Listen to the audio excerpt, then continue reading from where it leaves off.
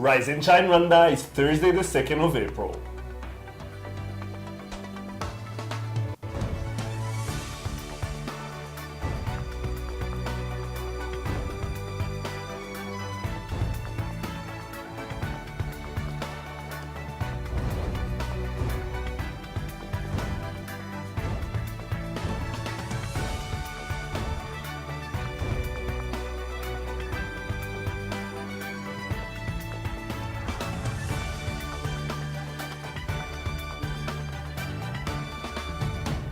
Coming up on today's Rise and Shine Rwanda.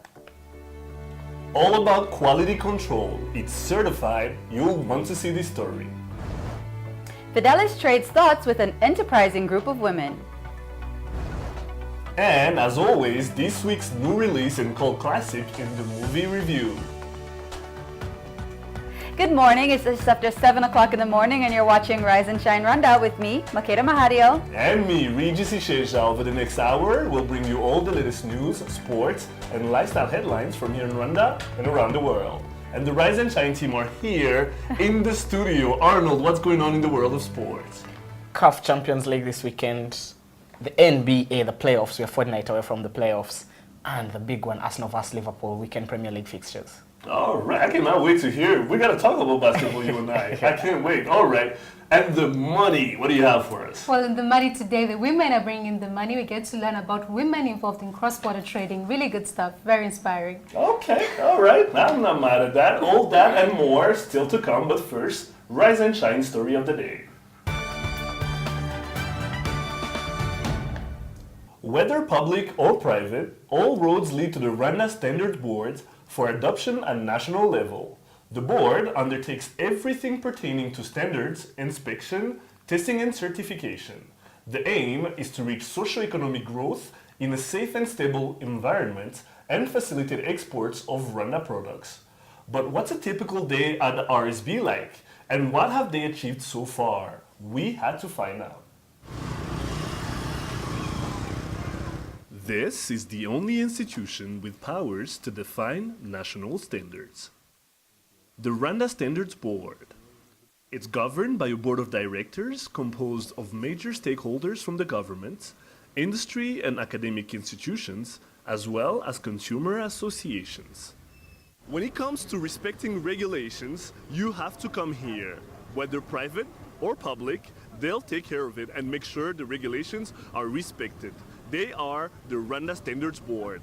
I'm about to find out about what they do on a day-to-day basis, but also what the goal is for the long run. Our mission is, our mandate actually, let me talk about our mandate, which is our mission, is to provide services in standardization, in testing, quality testing, certification, and metrology. Metrology is the science of measurements, making sure that we are providing accurate measurements for traceability. We may assume that it's only the former Rwanda Bureau of Standards that was providing quality testing services, but we have other labs in the country that are providing that service. Formerly called the Rwanda Bureau of Standards, it went through an overhaul last year, and the approach ever since has been different. When the government established the Rwanda Bureau of Standards in 2002, it was at a time when our economy was quite small, and therefore the scope was small. So what the government did, brought so many different functions, but which were conflicting together. So there was, on one hand, standard development, which is done by the Department of Standards. Then on the other, we had another department for standards enforcement. So you see, you cannot develop the standards and then you go to enforce them. One was actually service provision, the standard development, but standards enforcement was regulation. So therefore, the first thing the government had to do in 2010 was to decouple regulation and regulation function. But at the same time, these different small units that constituted what was RBS, according to international best practice, were actually fit to be separate institutions. that are standalone. In other words, what were units could actually grow into independent institutions. Now, what's the experience like in the RSB labs, you'll ask? Before analyze the sample with HPLC or GC, we have to do sample preparation. All the sample preparation, we'll do this here in this room. We perform the analysis of heavy metals and some of inorganic compounds like potassium, sodium, water, and oil. Those are the main parameters that we can do here in organic chemistry. With a new mandate comes new responsibilities, and the Rwanda Standards Board is not shining away from them. We are now a new institution with a new mandate, as I started. So to deliver a new mandate, we have got a strategic plan. God willing, in the next, for me, for the next 5 years, I would like to see, in conclusion, this institution, the Rwanda Standards Board, with every department certified or accredited. That would give us international reputation, and that would improve doing business in our country. It's safe to say that this is an institution on the right track. Regis Isheja, Rise and Shine Rwanda. And joining us in studio now is Yves Rwigimba, Acting Director of the Product Certification Unit at Rwanda Standards Board. Good morning, Yves. Good morning, Mr. Regis. All right, so now tell us, when we talk about certification, I mean, that's one component of the Rwanda Standards Board. What exactly do you guys do in that unit? We do provide certification for product and systems. For product, we issue the quality mark, meaning that the product meets certain requirement of the standard. For system, we also do issue mark, meaning that certain system comprise with the requirement of certain standard. So tell me, how hard or, I don't know, easy is it for young local companies to get their products passed? It's very easy. The process starts with the application. They do apply. Then they pay the due amount. Then we send to them a team of auditors. Then our auditors, they check the production line from the raw material reception up to the production of final product. Then they pick samples. The samples are analyzed in our laboratory. Then once the results are okay, and once the company has implemented the recommendation from the audit, then we issue the mark, which is valid for 2 years. All right, now when I was talking to the Director General, he was talking about the change between the Rwanda Bureau of Standards to the Rwanda Standards Board. Now, a lot of people think it's the same thing. What is it? What's different for your units when it comes to the change in names that occurred last year? Yeah, the change, there is quick delivery of services. Before, when it used to be Rwanda Bureau of Standards, when you apply, all the application needed to pass through the Director General, and all the answers of the application also need to pass through the Director General. But now, the application goes straight to the Department of Certification, and immediately we contact the client, so meaning we have decentralized our services with RSB. So do you have to deal with counterfeit products anytime? No, we deal with substandard product. You know, counterfeit product, it means you have imitated someone's product. Right. Why substandard product? It means the product is not complying with the standard requirement. Someone may counterfeit a product, but at the same time meet the standard requirement. So that's not our mandate. The counterfeit is in the mandate of the Interpol, the police, or if you have registered your brand to RDB, then you can go to court. All right. Now, what I saw when we were doing the report yesterday was that there's actually a lot going on. There's a lot of manpower over there on site, but there's also the decisions that have to be taken at the top. What I was seeing was different products. Now, you have everything from oil to condoms to tell us a bit about the variety of things that you have to certify that come to you. Yes, we can only certify when we do have a standard. It means you have various standards for various products. So if someone applies, we assess the application. First, whether we do have a standard. Secondly, whether we have the capability of the lab to take the product. If those two things, if we can meet those two things, then we move ahead with the certification process. Yeah. How often are you acquiring new standards? Because there's new products every day and you know. Yes, when we have a new product, it's a challenge to us. Immediately we inform the department in charge of standards to convene a team of researchers, which is called a technical committee, then to sit down and come up with a national standard. Now, are we on par with international standards, or are these specific to Rwanda? Yes, we can adopt international standard. It means we can adopt some technical part from the international standard, then harmonize that part to the national level and come up with the national standard. Now, I'm not sure if this is in your department, but I know it's been in the news that a lot of times products will come into Rwanda and they're actually supposed to go to Burundi or to Congo and they end up being sold here. And because of that, the government's been losing out on taxes. Yes. How is this being dealt with? We have got a contract with the SGS. This is an inspection body, which helps us to do what we call pre-inspection, meaning that all imported product, before shipment, they pass through an inspection. Then SGS provides the certificate of conformity. Then it comes along with the consignment. Our officers at the entry point, they verify the certificate of conformity. Then they allow the consignment to be sold on the Rwandan market. If I want to have my product certified, do I have to come to your offices in Kicukiro here in Kigali, or can I do it in all the other provinces as well?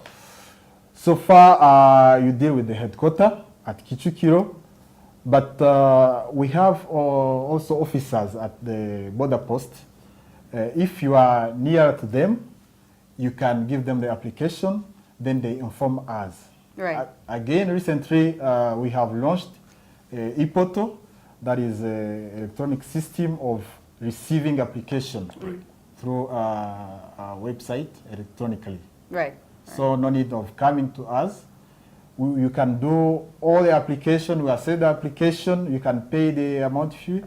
Then we only meet during the audit day, whereby we send our auditors to your premises. Right, right. Yeah. Okay, sounds Even with easy, him, but it's you been know? you know what? I had a great time at the labs when I was visiting. I mean, interviewing the Director General was fun as well. He's full of knowledge, but getting to see, like, to visit all the labs, Yeah, and it looked everything they interesting. do, like the food, it was amazing. It was really great. Interesting job. Thank you so much for coming Thank you, and chatting with Ingrid us Gimba. today. Thank you. All right, you're watching Rise and Shine Rwanda. Stay with us. We'll be right back.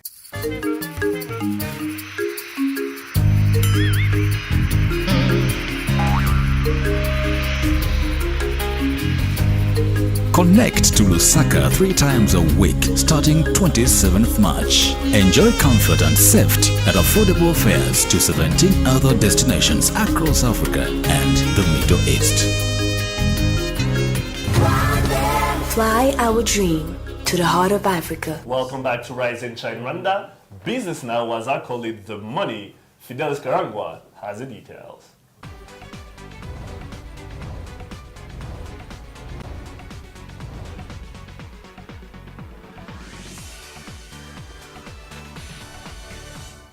Business stories making headlines today. Rwanda has signed a deal for $75 million river water treatment plant that is aimed at giving all Rwandans access to potable water by 2018. The 27 years water purchase agreement signed by Kigali Water Limited, a water management company registered in Rwanda but based in the United Arab Emirates, will see the company taking water from the Nyabarongo River and treating it for use in Kigali.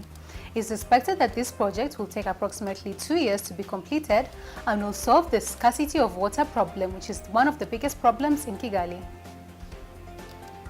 And Kenya and Tanzania are in a head-to-head race to become the preferred regional transport hub amid massive expansion projects in the seaport connecting railways and road networks. Tanzania said it plans to spend over $14 billion to construct a new rail network in the next 5 years, financed by commercial banks. The country, just like Kenya, wants to capitalize on being along the coastline and upgrading existing railways and roads to serve the growing economies of the landlocked heart of Africa. Now, as Rwanda aims to become a developed country by 2020, empowering women is one of the vital strategies that is taken to achieve this vision. It is for this reason that Profound Kwese Hamwe has been focusing on helping women involved in cross-border trading in the East African community as well as the Democratic Republic of Congo. Today, we look into this life-changing project. Take a look. The gross domestic product of Rwanda expanded by 5.9% in the third quarter of 2014, and one of the factors contributing to this growth is trade. Over $1 million worth of goods is traded every year due to cross-border trading that is mostly done by small-scale traders to get money to survive. So far, 74% of the people who are involved in this trade are women who do it illegally. It is for this reason that Profound Kwese Hamwe, a women's umbrella organization that promotes gender equality, has started various projects to change this behavior. Hari umushinga duterwamo inkunga na Trademark East Africa, akaba ari umushinga twatangiye mu 2012. Uwo mushinga ukaba ugamije kugira ngo ufashe abagore bakora ubucuruzi bwambukiranya imipaka. Ubucuruzi bwambukiranya imipaka ariko buri informal. Mbese rutari mu buryo buzwi. Icyo gihe tukaba twaravuze tuti tugomba gukora nabo bagore kubavana muri ubwo bucuruzi buri informal tubashyira mu bucuruzi buzwi, ubucuruzi buri mu mategeko, niko nabivuga. Mu mpamvu rero bagiye bagaragaza zatumaga bakora ubwo bucuruzi nuko bari bazi ko ubwo baribeshyaga kuko ntabwo ariko kuri yuko iyo ucuruza utanga umusoro munini cyane. Ubwo rero bakavuga bati reka tunyere muri za nzira zitazwi kugira ngo two kugira imisoro dutanga. Ariko mu by'ukuri tumaze kubasobanurira neza babonye ko hari ibintu mu by'ukuri batishyurira n'umusoro bituma abagore bagaruka mu nzira izwi. Icyo twakoze rero no kuvuga ko muri iyo project twakoze twegeranije abo bagore noneho tubafasha kugira ngo bajye mu mashyirahamwe bakora amakoperative, birumvikana tubageze no kuri RCA, kiriya kigo gishinzwe amakoperative, kugira ngo bandikwe babone ibyiza byo kuba muri koperative. Some of the problems that these women have faced in the past while trading illegally include abuse, making losses, and marital conflicts. But for those working with these cooperatives, their profits have come from 50,000 to millions thanks to their partnership with banks and SACCOs. But what does it take to join these cooperatives? Mu by'ukuri nk'abo twabanje gukorana ba mbere icyo bakoze buno ko batinyutse kuko ni nkaho wenda batekerezaga bati se niba tubona barabona ko tutakoraga neza batugaye, ariko ntabwo ari cyo ngicyo abantu bagamije nk'abanyarwanda, kuko icyo tugamije kugira ngo twese dufatanye icyo yakora uri ku mupaka wari wese izo koperative zirahari. Ubwo uwo muntu wese wumva abyifuza rwose amarembo arafunguye. With Rwanda having joined the East African community, more efforts to maximize on this integration process are still underway, and it is hoped that both Rwandan men and women will get involved in trade as a source of income to improve their living standards. Kangwa Fidelis, Rise and Shine Rwanda. And joining us now in studio is Chantal Muhoza, the project coordinator for Women Cross-Border Traders. Welcome, Chantal, to the show. Thank you. Yeah, so as I said in the report, so these women initially used to trade informally, and now after they join these cooperatives, you help them to start trading formally. So how does this affect their business? I mean, now they have to pay taxes. Don't their clients think, now the prices have gone up, I have to pay more because taxes are included? Doesn't that affect negatively their business? Well, thank you.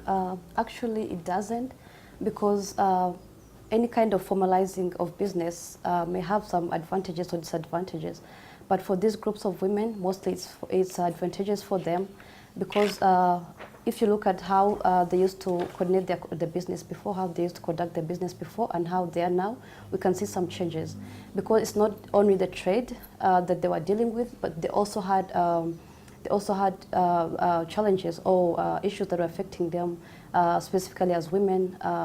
Also issues regarding gender-based violences, especially because these are women who are using dangerous routes, who you had to travel at night to be able to take goods across to other countries. So having grouped them, they've been able to have access to finance from financial institutions. And with that, we've also been able to build their capacities through different trainings.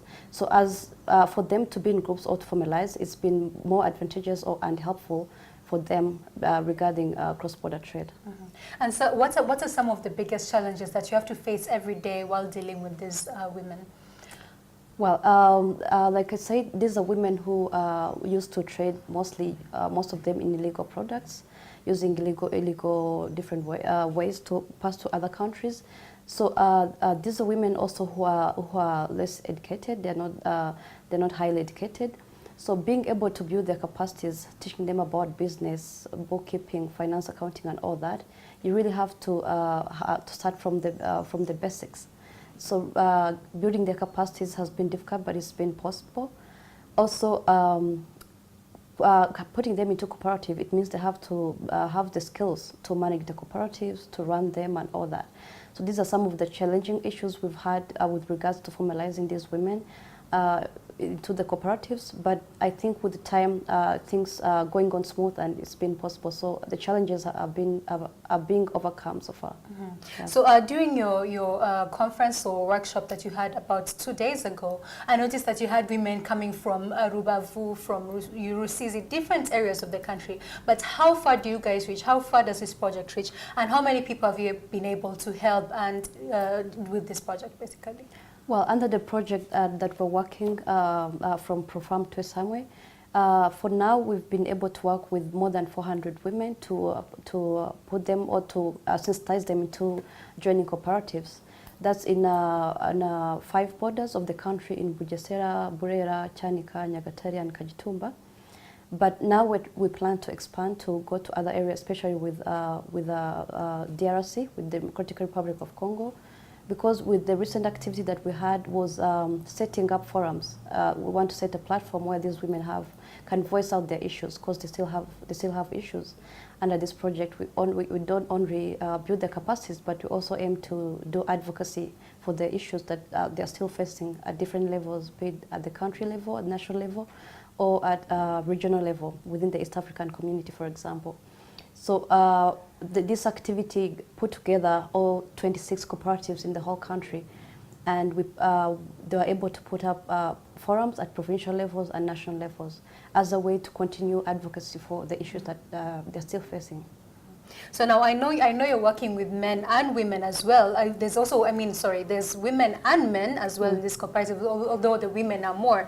But you've told me you work so far with the DRC border and of course the East African community. But are there plans to expand to even other countries and other borders that you're not working with at the moment? Well, for now we plan to work with all the women that are trading, Rwandan women that are trading, across to different countries, but that's within East Africa and maybe Sepegel areas. That's with Congo as well. So we plan to see all the Rwandan women who, especially those the border communities, those people who are based at the borders, and build their capacity. So that's our area where we plan to expand, not to other countries, but mainly within East Africa, because it's also linked with the benefits that Rwanda gets for being within the East African region and Sepegel. So their commitments and their benefits that Rwanda gets. So we want to make sure that these women mostly know about these benefits and they can utilize them. Mm-hmm. Yeah. Speaking of benefits, one can hear and they say it's definitely a good project, but they want to know realistically what are some of these benefits that you guys have been able to reach. What has the impacts been, and also economically to the country's economy? What has improved due to this project? Well, it's been 2 years now since we started on this project. It might be difficult to talk about impact at this level, but obviously there's been some success about this project. the fact that these women already willingly started these cooperatives and they've been able to secure loans from financial institutions. Out of the 9 cooperatives that we initiated, 6 of them have received loans from financial institutions. This is, we're talking about, because they're small-scale traders, we're talking about 5 million per cooperatives. And some or most of them have already finished those loans, and they are looking to even apply for bigger loans like 20 million and all that. So with that, we see that these women have gained the capacity or the knowledge to trade, to do business, and also they've been able to have the courage to work with financial institutions. So this is something we see as a success for this project. Mm-hmm. So definitely this project has been very, very successful. But are there other projects that you're working on, future plans? What should we expect? What should we look forward to that maybe even other people watching the show would want to get involved in and be part of? Well, besides expanding to continue working with other cooperatives, because we've realized that after we started these cooperatives, there are others that have started forming themselves where we started. So we get many people calling us and asking us to help them as regards training them or giving them information.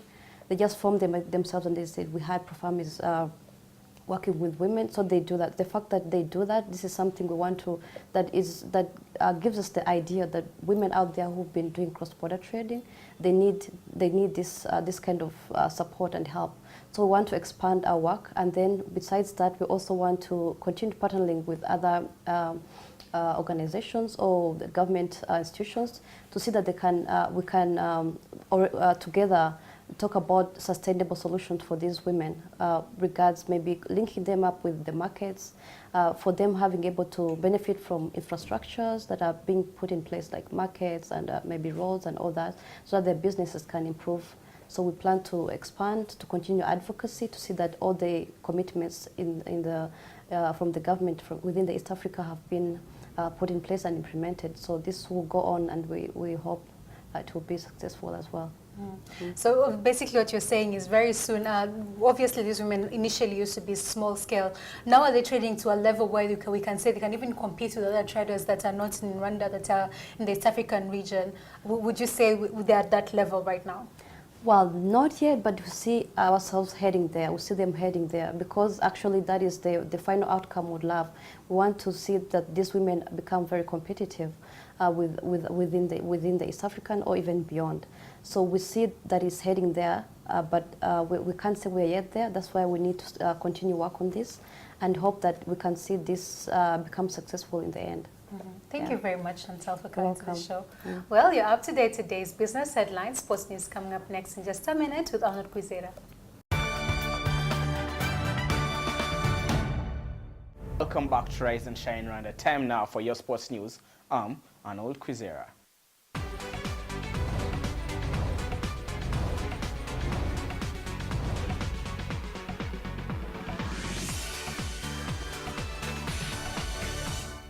Starting with the CAF Champions League, Rwandan League champions APR are seeking to overturn a 2-goal deficit when they face Al Ahly in the return leg of the CAF Champions League first round tie at the Petro Sports Stadium on Saturday in Egypt.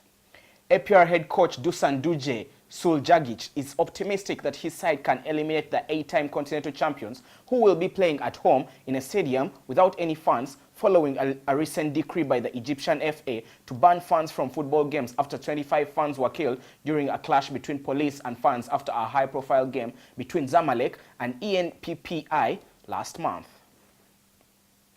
In basketball, San Antonio Spurs' late-season form resurgence continued as the defending NBA champions registered a comfortable victory over the Miami Heat on a night when the Golden State Warriors sent a warning message to their playoff rivals. The San Antonio Spurs made it 4 wins in a row to clinch a playoff berth with a 95-81 win against Miami Heat. The Spurs were led by Kawhi Leonard, who had a game-high 22 points, while Tim Duncan added 12 points with 11 rebounds, and Tony Parker chipped in with 16 points and 5 assists. San Antonio, at 48 for 26, have now claimed 4 straight victories, while Miami, 34 for 40, had their 5-game home winning streak snapped. Andrea Drummond had 22 points and 13 rebounds as the Detroit Pistons gave Stan Van Gundy his 400th coaching victory by downing the Atlanta Hawks 105-95. Kentavious Caldwell Pope supplied 18 points, including 12 in the second half, and Reggie Jackson contributed 12 and 11 assists for Detroit, who are now 29 for 45. Detroit have now won 5 of their last 6 games. With the international break done, the fight for the Champions League and Premiership survival takes its toll this weekend with some major fixtures in the English Premier League. Third-placed Arsenal host fifth-placed Liverpool in the day's opening fixture, with a win for the Londoners surely cementing their top 4 status, while Liverpool should avoid defeat if they are to keep alive their chances for a Champions League spot. League leaders Chelsea will hope to bounce back against Stoke City, while in-form Manchester United are at home to Aston Villa. Today in the hot seat is Regis Isheja. Regis, welcome back to the show. Thank you. I'm welcoming you back to the show. Thank you, I appreciate that. The playoffs are for a fortnight away. Right. Golden State Warriors, Stephen Curry is the man on everyone's lips right now. We are looking, when we look at the season MVPs, you know, going into the season, last year we had Kevin Durant. He's not in contention this year. LeBron James, we feel, is back in contention for MVP stature this year. James Harden is having a great season at the Houston Rockets. Westbrook is breaking records. 2 months in a row, 40 points plus over 10 assists on average in 2 straight months. First NBA player in history to ever to do that. Who is your favorite for the NBA season MVP? Well, I think if you apply logic, because this is an award that's, you know, it's the press that votes on it. So if you go by logic, and I will think our colleagues in the press in Canada and the United States will actually give it to Stephen Curry, because he's had a great season. Stephen Curry has led the Golden State Warriors to heights never seen in the Bay Area before. I mean, they're 61-13. They're just, you know, 11 wins away from the Michael Jordan-led Chicago Bulls in 1996 when they went for 72-10. Of course, they're not going to get to 72, but they can go as high as 69, which is unbelievable if you think about it. So I think Stephen Curry should win it. Yes, Westbrook has had an unparalleled run, especially with KD out. James Harden has had a great season, and you can never count out LeBron. But it's a guard heavy league these days. I mean, the big man is kind of out. Yeah, and there's a way the fans feel they relate more to Stephen Curry. He's not a big man. You know, he's about 6'2", you know, which is, you will call normal height for the Americans. Absolutely. And he is not as big as LeBron, because the things LeBron does are out of this world. Right. LeBron looks superhuman. Yeah. Stephen Curry will never be the ardent favorite. Let's just say that. I mean, everybody wants him to succeed. Exactly. You know, so he had more votes than LeBron going into the NBA All-Star weekend. Absolutely. I mean, his style of game is very spectacular, as we saw 2 nights ago when he put the brakes on Chris Paul. Chris Paul, a great defender, by the way. But he has a lot of spectacle in him. He's a great three-point shooter, as we all know. But is that going to be enough? I don't know if that was going to be your next question. But I think my next, it should stay with Golden State. What are Golden State's chances come the end of the season? Do you think they can take that NBA crown? They have a great coach. They have a great, Steve Kerr was a great player, and he learned the triangle offense from Phil Jackson. So I will think they have a, you know, respectable chance. They can make it to the second round of the NBA playoff, of the Western Conference. The West is loaded. The West is the wild, wild West, as they call it. So second round will be already unbelievable, because they're going to end up being number 1 in the West. They look unbeatable at home. And when you look at their squad, it's a balance of youth, you know, and experience. You have the Andrew Bogut, big men, right? You have Iguodala, you know, and then that backcourt with Splash Brothers. With Clay They have a great chance of making it to the second round. Past that, I don't see that happening, because you got to remember, to win the championship, you need size, right? They have good big men. Are they good enough for Memphis? Are they good enough for San Antonio? I'm not so sure. Memphis. When you look at the San Antonio team, the current San Antonio team, they are now at the business end of the season, and they're picking up the right results. Tim Duncan, Tony Parker, Manu Ginobili, and Leonard, last season's MVP. Do you feel they can go 2 years in a row?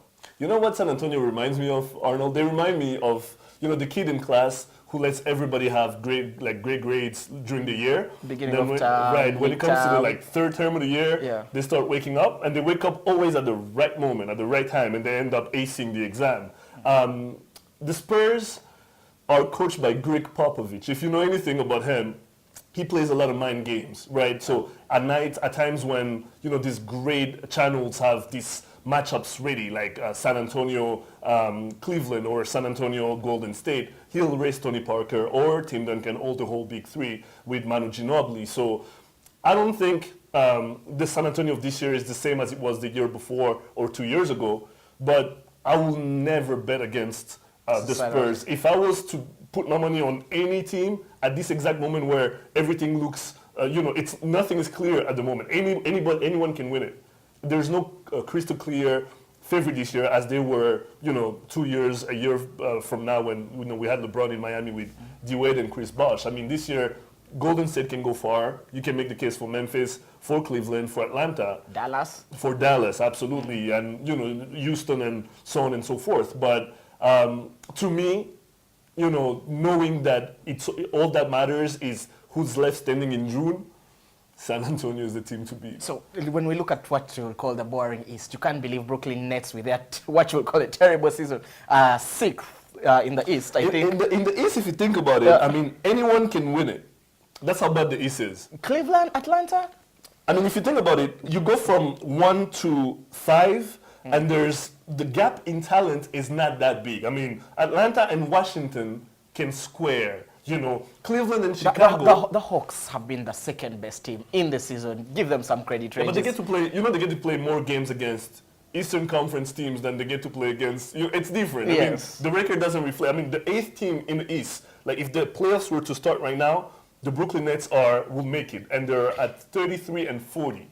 I mean, in the East, that's not good enough for even number 12 in the West, I think. There you go. So I mean, in the West, the number 8 team is OKC, and they're at 42 and 32 without Kevin Durant. And that will put them at number 5. That will put them over the number 5 in the East. In the East. So that just tells you that, I mean, the East is not that good. I'm not looking forward. But rumor has it that D-Rose may actually be back for the playoffs. See, I wanted to talk about that. The Chicago Bulls are my favorite team. They've always been my favorite team. And, I always bet on them, even when I know, like, this year where there's a lot of starters that are missing. But they're coached by Tom Thibodeau. If you know anything about him, you know that he's from that Greg Popovich school. And, they're tough players. They play a tough game. They all dive in the stands to get the balls. They're not playing for the limelight. They're not dunking and trying to, cross over people. They're not playing for social media. They're playing for accolades, and they want to make it far. And if you think about it, they truly have a team. They have a team with or without Derrick Rose. So they're going to make noise in the East. I don't know how far they can make it, but do not think that because Derrick Rose is not there, that they're not going to make it far. Okay. And now, lastly, former champions, Miami Heat.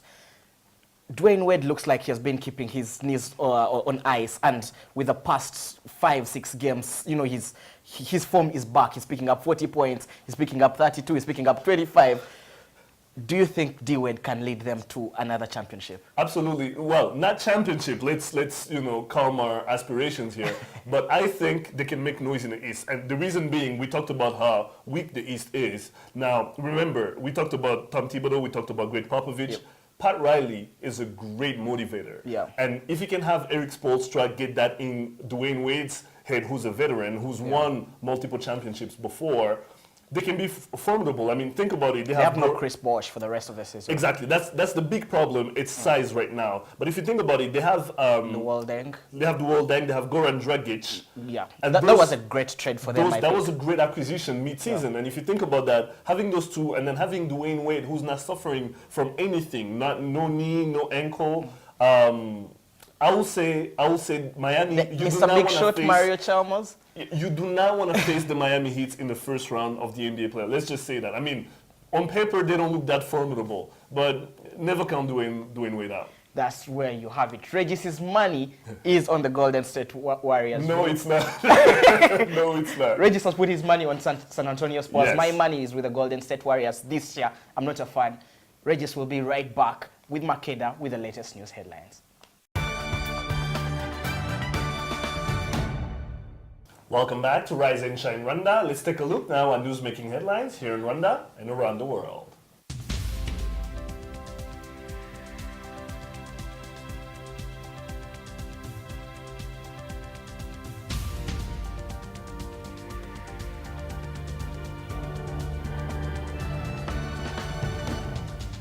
Postgraduate studies in various disciplines has been introduced by the University of Kigali. The institution received the accreditation from the government earlier this year and will begin offering 13 master's programs in the coming weeks. The programs will include masters in public policy, science and procurement, science and IT, commerce, finance, human resource management, and others. A web portal launched by the Ministry of Disaster Management and Refugee Affairs is slated to help facilitate disaster data sharing and improve disaster response. The project is a collaboration with the Regional Center for Mapping of Resources for Development. Rwanda is currently finalizing a national risk atlas through a comprehensive risk assessment, so there's a demand for a well-organized base for disaster data and information management. The Ministry of Public Service and Labor is slated to adopt an electronic recruitment system. The system is intended to launch in July and was designed to close the existing gaps in recruitment, appointment, and nomination of public servants. Officials say the new system will help prevent anomalies in the recruitment process and unlawful dismissal of public servants, among other issues. And in international news, Nigerian election winner Muhammadu Buhari has congratulated outgoing President Goodluck Jonathan for peacefully relinquishing power. This came a day after he became the first Nigerian politician to unseat a sitting leader in public elections. The margin of victory, Buhari's 15.4 million votes to Jonathan's 13.3 million, was enough to prevent any legal challenge. In an unprecedented step, Jonathan called Buhari to concede defeat and issued a statement urging his supporters to accept the result, a signal of deepening democracy in Africa's most populous nation that few had expected.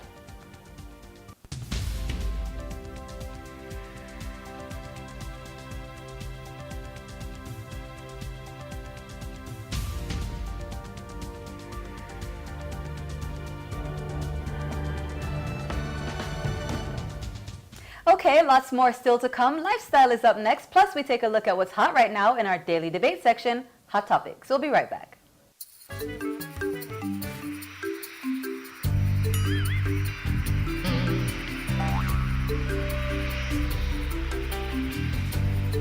Connect to Lusaka 3 times a week starting 27th March. Enjoy comfort and safety at affordable fares to 17 other destinations across Africa and the Middle East. Fly our dream to the heart of Africa. Welcome back to Rise and Shine Rwanda. It's movie review time. Makeda, what do you have for us? Of course, as every week, I have the new release and, of course, a cult classic. Yes, that's my favorite part of the week. New release. Cult classic.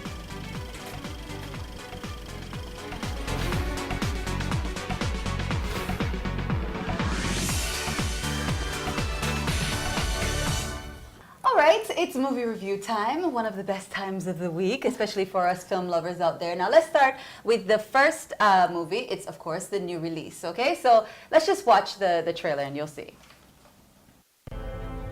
Among an alien race called the Move lives a lonely fellow named O. Hello? Who was just trying to fit in. I am superstar in technology. Uh-oh. But now... Arrest that move! He needs somewhere to hide out.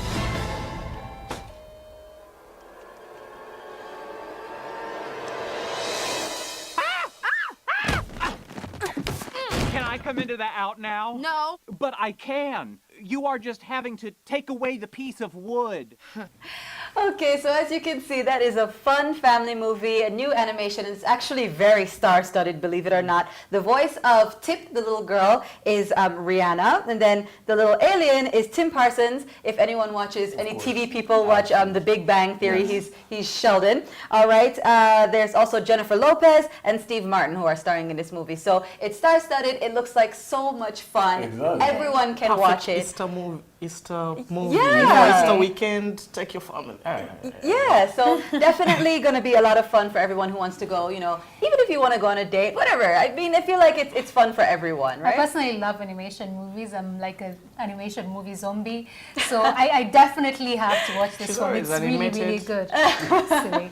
No, like it's just really good. Like when you're in a bad mood and you're having, or like, you know, just down, you watch something like this and you feel really good. So yeah, and this movie is getting a lot of attention, not only because of its star-studded cast, but also because, you know, they're saying now there is finally a female heroine in a movie, a young girl that young girls of color, I suppose you could say, could relate to identify to. And it's just a lot of fun. So yeah, that is the new release. You guys and can the song go of the movie is also getting very famous by Jennifer Lopez. Really, really good. Yes. It's getting a lot of attention. So the soundtrack features the likes of Jennifer Lopez, Rihanna. I mean, it's just, it's a huge deal. So if anyone's looking for somewhere to take the kids or the family or whoever, you can go and see that one, all right? Now, on to the cult classic, Arnold's favorite part of the whole movie Regis is review. going to say, this one's one of my favorites. This is one of my favorites. Probably will. That's very true. I probably will. Okay, so let's actually check out what it is before we talk about it.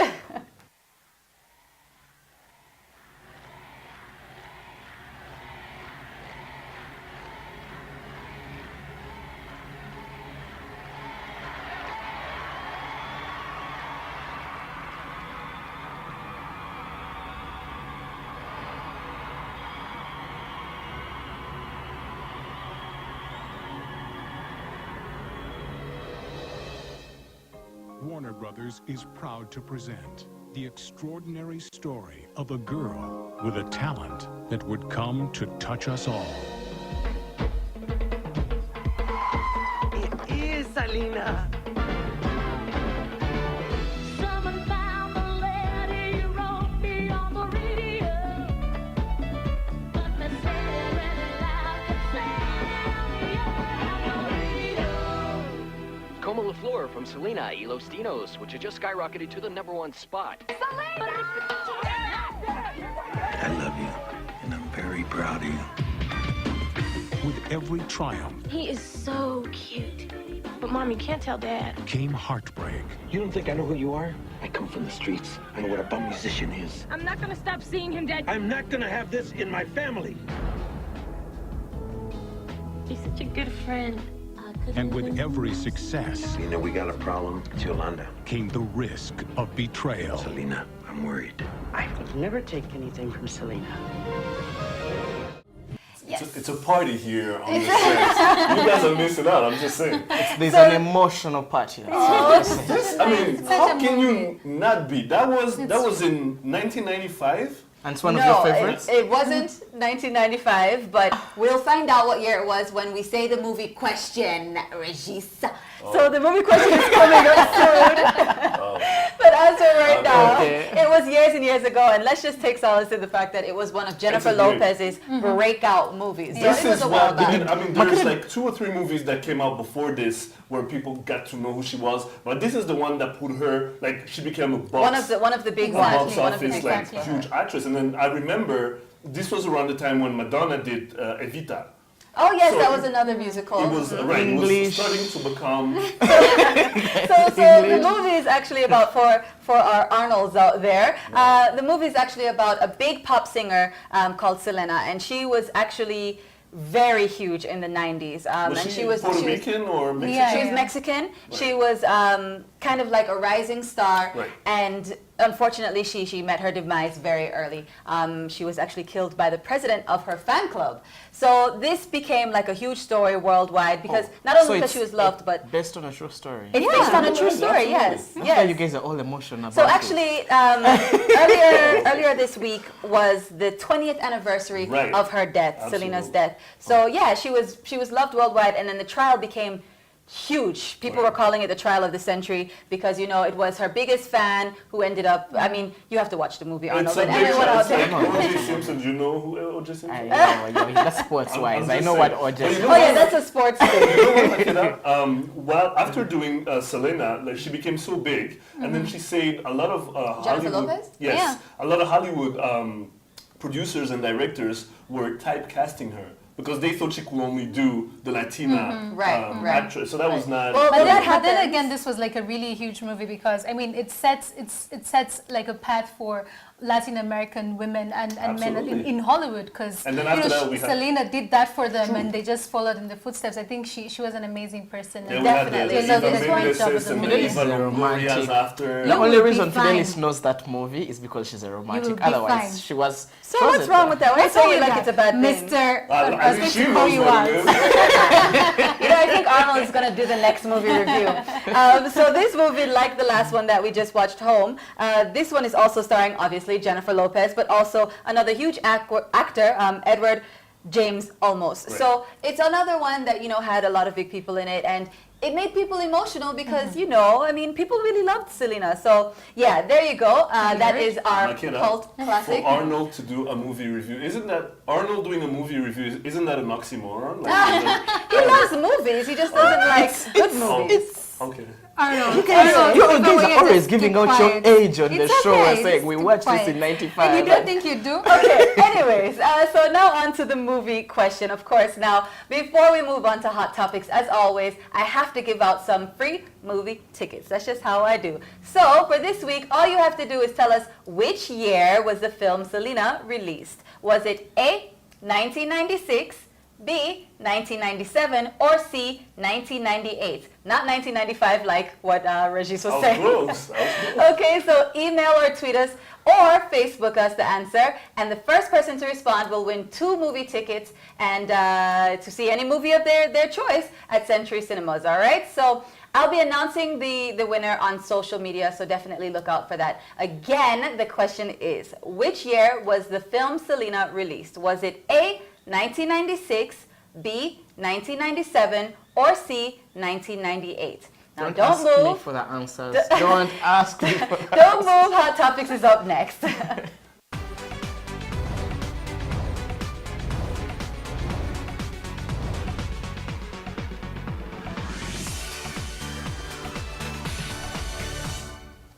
Welcome back, and it's that Hot Topics time again. As always, the Rise and Shine team have been out and about gathering everything you need to know about what's happening here and abroad, from what's trending on Twitter to the debates in your local cafe. We've got it for you right here and right now. So let's go directly into the first hot topic. Today we only have 2.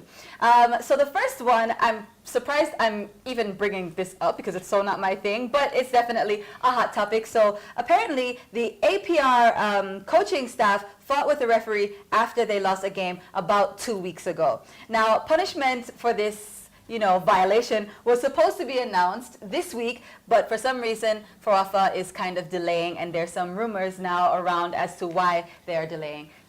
I'm just going to throw it to you, Arnold. I mean, really? I'm going to throw it to Regis, because we were discussing this with Regis, I think yesterday. FOAFA released a statement talking about the players who are supposed to be punished. But before, Regis will take us through that. But before we go there, it's the imbalance in this, because this happened to a rival club, Rayon Sports. Last year, they did this hooliganism bit, and 2 days later, they were punished. They were given 2-year bans from the stadium. Some player, the coach, some players were given 6 months bans. And that was immediately. It was immediately, and it affected the rest of their season, yet they were leading the table. Now, APR are in a similar position, but nothing is being done. FOAFA is playing. If you go around the city and you ask a lot of the Rayon Sports fans, who have the most fans, if you think about it, they're not too pleased about what's happening, and they've been voicing their displeasure for a long time now. These are the 2 teams that are the most, that's the biggest rivalry we have in Kigali and in Rwanda football. And so do you think that FOAFA is kind of like favoring APR, or? Well, it will seem so. It looks that way. It looks that way, definitely. I don't want to throw out there something definitive, but it does look like that way, absolutely. I'm personally just impressed that people in Rwanda love football and dedicated like that. We have things like this happening now. Like, you normally hear about this in like, honestly, I feel like you hear about this like Manchester United somewhere, fans went crazy. It's here in Fidelis, Rwanda. have you Wow. never been anywhere around the vicinity of Remera when Clearly. there's a game being No, played? clearly when things like People that happening, I'm painted. in my house. Right. I'm like, They for take it safety. seriously, especially be my real friend on the sports, weekends. real sports fans. They take it really seriously. They Just always turn to do it TVR. Yeah. Just turn to TVR. Yeah, they're very- Vuvuzelas, hats, Yes. the Nice. whole That's body. really, everything. really good. So I'm not The surprised we punishments have. Well, I'm not surprised we have hooliganism now Yeah. in Rwandan football and the things of the sort. Then again, fights. I mean, men fights. It's not that big of a deal. But if you are to punish one team, Then punish punish both. all of them, yeah. That's how. But that's this, what I think. I think they should be heavily punished because these are people so many young people look up to. So when you look at someone like Vincent Mashami, assistant national team coach, throwing punches, chasing after a policeman who's supposed to keep law and order at a game, what example does that That's set insane. to the young upcoming football stars Yeah. who want to play for these teams? I think it's a very bad example and they should be punished heavily. Yeah, I mean, I'm assuming that there is outcry for this, so they can't ignore it for much longer, right? I mean, it's in the paper. It's not like we're saying it. That This is Exactly. public record, right? Right. And other people are talking about it, and I'm sure they're going to do something. So another thing that people are talking about, but internationally now, is this new subscription streaming service that Jay-Z, one of your favorite rappers, international musician Jay-Z, has acquired for, get this. He has bought this for $56 million. Who has $56 million just, in the pocket? Like, let Very me just soon, get this. Makeda, very soon. Very soon, very Very soon, soon. I hope. So this, You guys this left my hat. so this subscription service is called Tidal, and apparently it's supposed to be, it's actually artists coming together and kind of taking control of their music and how their music is distributed and stuff like that. And it's actually a good initiative because a lot of times before, artists were making the music, but they weren't really in control of what happened. And then you have a situation where, they end up being bankrupt or they're not able to, live off of their art. So this is something that's supposed to help remedy that. It's supposed to have really high quality sound. There's going to be exclusive music on there, a lot of exclusive content. So you're going to see videos and find photos and music there that you wouldn't see anywhere else. And apparently there are so many artists involved already, and it's just been launched by Jay-Z, but there is Beyonce, Rihanna, Coldplay, Usher, Calvin Harris, Alicia Keys, Madonna, Kanye West, Daft Punk. I mean, big international stars. Yeah, so they're trying to now get more people to be involved in it, more musicians. But this is going to be a subscription service. So basically, you either have to pay $10 or $20 for the premium service a month.